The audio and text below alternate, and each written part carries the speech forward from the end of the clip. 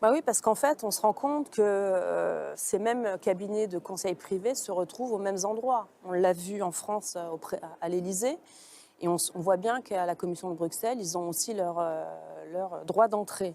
Donc ce qui est choquant, c'est que, et on l'a vu en France, c'est que la plupart des travaux de McKinsey ont du mal à être matérialisés. On l'a vu avec un rapport pour l'éducation nationale, 500 000 euros, c'était quelques PowerPoint, enfin. Et on a un peu la même chose au niveau de la Commission de Bruxelles. C'est-à-dire qu'effectivement, quand j'ai démontré le rapport à 1 million d'euros, où on l'a bien vu, il y a 32 pages, mais au final, où il y a des vrais écrits, où il y a peut-être de la production intellectuelle, ça ne tient que sur 25 pages, on se dit qu'à un moment donné, ça pose question, parce que c'est encore une fois l'argent des contribuables. Et donc ça pose question sur l'utilité aussi, cette connivence entre ces cabinets privés de conseil et des institutions publiques. Et est-ce qu'après, il y a un vrai travail derrière? Donc, conflit d'intérêts qui ont fait travailler. Et donc on a vu ce premier rapport. Et puis, quand on cherche, on trouve. Et on a vu encore plus récemment, la semaine dernière, on a trouvé un autre rapport de 1 million d'euros. Là, on est passé à 2,7 millions. Un autre rapport, là aussi, on a du mal à comprendre le titre. Attendez, donc une étude, voilà, hein.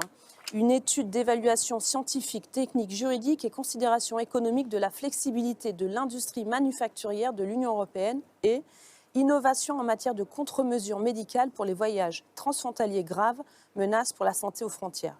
Donc c'est ça un petit peu ce qui a été demandé par l'Agence européenne de la santé et de l'intérieur à McKinsey, qui a décroché ce contrat pour 2,7 millions. Donc ça, c'était la semaine dernière. Donc en gros, ça va un petit peu regarder comment gérer le Covid. On pense que c'est ça, parce que rien n'est clair dans ces contrats. Mais ce qui moi, m'alerte, encore en plus de ces liens, toujours ces mêmes cabinets conseils qui gravitent autour de ces institutions, c'est quand même, on l'a vu en France, le problème aussi de déclaration fiscale. On l'a vu avec l'affaire McKinsey en France. Pendant 10 ans, ils n'ont pas payé d'impôts. Enfin, moi, je voudrais savoir auprès de qui ils ont ces informations, parce que c'est quand même génial de toucher autant de contrats publics, de pouvoir continuer à travailler en France et pas payer 1 euro d'impôt en France. Donc ça c'est vrai que c'est scandaleux. Bruno Le Maire a dit qu'il n'était pas au courant, alors que quand même, il est ministre de l'économie, il devrait quand même savoir qui fait quoi, quand en plus ce sont des gens qui rentrent à l'Élysée aussi facilement et qui donnent des conseils, qui donnent sans doute des démarches à suivre à des fonctionnaires. Donc là, le fait qu'il ne sache pas, ça pose question. Est-ce qu'il ne veut pas savoir? Est-ce qu'il le sait, il n'a pas envie d'agir? En tout cas, ça pose question. Et du coup, quand on regarde ce qu'il se passe ici à Bruxelles, et qu'on voit que pour obtenir un contrat chez nous, il faut qu'il y ait tout un cadre à respecter, notamment, on le voit, il y a des listes noires sur des entreprises de conseil qui ne rempliraient pas des conditions, notamment de déclaration fiscale. Hein, je vois qu'il y a KPMG qui a été blacklisté, donc il y en a quelques-uns, il y en a une dizaine. Donc la question, c'est de savoir si McKinsey en Belgique paye ses impôts. En tout cas, en France, ils ne les payent pas. Donc moi, ce qui pose question, c'est est-ce que le fait qu'ils ne payent pas en France leurs impôts, est-ce que ça ne devrait pas avoir un impact sur McKinsey en Belgique, qui obtient un contrat de 2,7 millions d'euros, alors que normalement, il devrait remplir des conditions strictes et légales et et même morales concernant le fisc. Est-ce qu'il n'y a pas là un problème concernant ce point?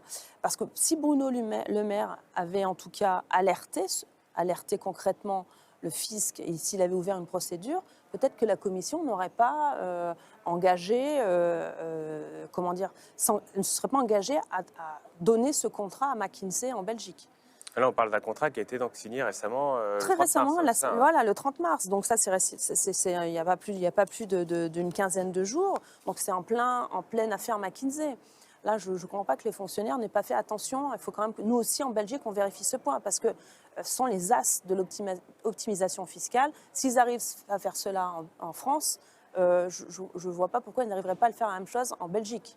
Alors, est-ce que vous pensez saisir la commission? Alors du coup, ce qu'on va faire là, parce que c'est tout récent, et donc on a obtenu tous les documents qui démontrent que McKinsey a obtenu très récemment ce contrat, en pleine affaire McKinsey en France. Donc on va saisir par voie de questions écrites la commission pour qu'elle nous réponde sur ce sujet.